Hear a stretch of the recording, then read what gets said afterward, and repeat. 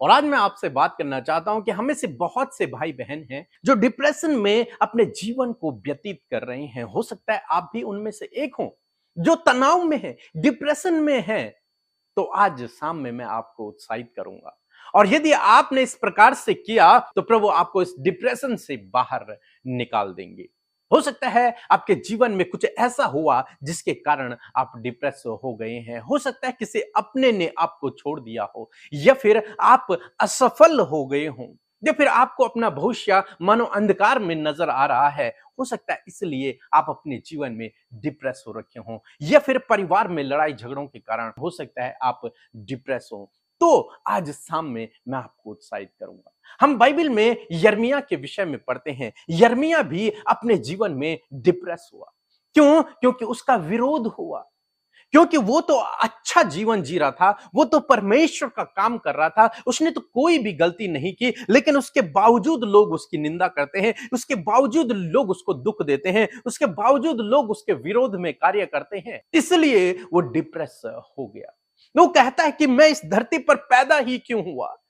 क्यों मैं उस दिन मर नहीं गया जिस दिन मैं अपने मां के पेट से जन्मा? क्या मैं दुख भोगने के लिए इस धरती पर पैदा हुआ हूं? इस प्रकार की बातें वो करता है।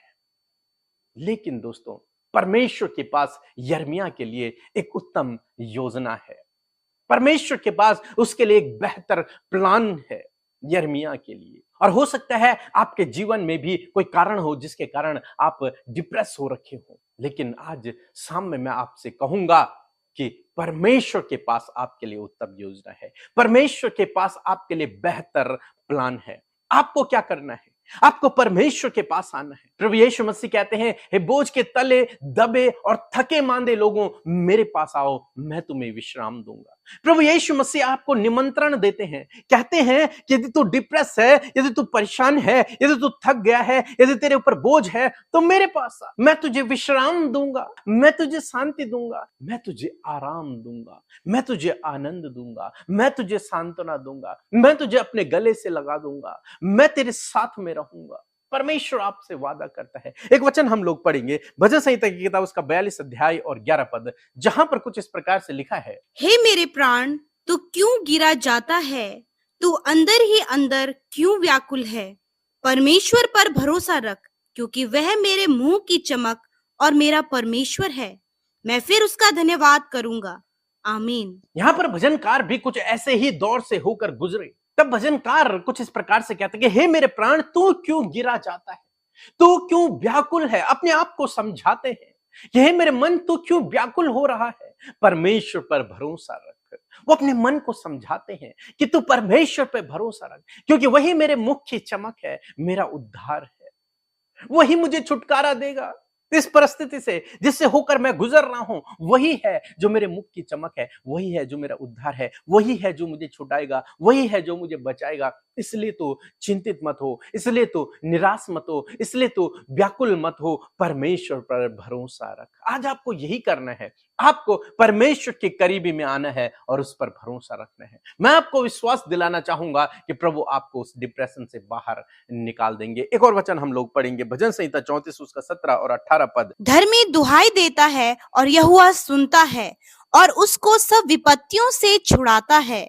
यहोवा टूटे मन वालों के समीप रहता है और पिसे हुओं का उद्धार करता है। आमीन। दोस्तों, यहां पर परमेश्वर का वचन कहता है, भजनकार कहते हैं कि जब धर्मी प्रार्थना करता है, परमेश्वर के करीबी में जाता है, तब परमेश्वर उस धर्मी की दुआओं को सुनता है, उसकी प्रार्थनाओं को सुनता है और उसे उस विपत्ति से छुटकारा देता है। परमेश्वर का वचन कहता है कि यहोवा पिसे हुए लोगों के समीप रहता है, जिनका मन टूटा हुआ है, जो परेशान है, निराश है, दुखी है। परमेश्वर उनके करीब रहता है ताकि परमेश्वर उन्हें सांत्वना दे, ताकि परमेश्वर उन्हें उस निराशा में उन्हें आशा दे, ताकि परमेश्वर उन्हें उस समस्या से, उस विपत्ति से, उस डिप्रेशन से बाहर निकाले। इसलिए परमेश्वर उनकी करीबी में हो जाता है। तो आज शाम में मैं आपको उत्साहित करूंगा कि आपको परमेश्वर प्रभु यीशु मसीह निमंत्रण देते हैं कि यदि आप डिप्रेशन में हैं, यदि आप तनाव में हैं, यदि आपके जीवन में कोई समस्या है, तो प्रभु के पास आए। प्रभु आपको विश्राम देंगे, प्रभु आपको शांति देंगे। दूसरा काम आपको क्या करना है? अपना भरोसा परमेश्वर पर लगाना है, अपने आप को समझाना है कि तू चिंतित मत हो, निराश मत हो, अपना भरोसा परमेश्वर पर रख, वही तेरे मुख की चमक है। तीसरा काम आपको करना है, आपको प्रार्थना करनी है प्रभु से, और निश्चय प्रभु आपको उस डिप्रेशन से बाहर निकालेगा।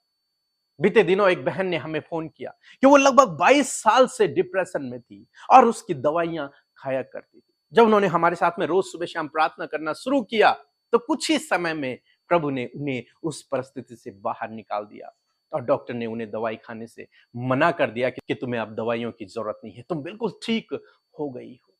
प्रभु ने उन्हें इतनी लंबे समय से चल रही बीमारी से पूर्ण रूप से छुटकारा दिया। दोस्तों, आज शाम में मैं आपको उत्साहित करना चाहूंगा, यदि आप भी इसी प्रकार की समस्या से होकर गुजर रहे हैं, इसी प्रकार से डिप्रेशन में हैं, चाहे कोई भी कारण हो, आप प्रभु के पास आए, उससे प्रार्थना करें, वो आपको छुटकारा देगा। रोज सुबह से हम प्रार्थनाओं में शामिल हुए, हम आपके लिए प्रार्थना करेंगे, प्रभु से कहेंगे, प्रभु इस भाई इस बहन को इस समस्या से बाहर निकालो।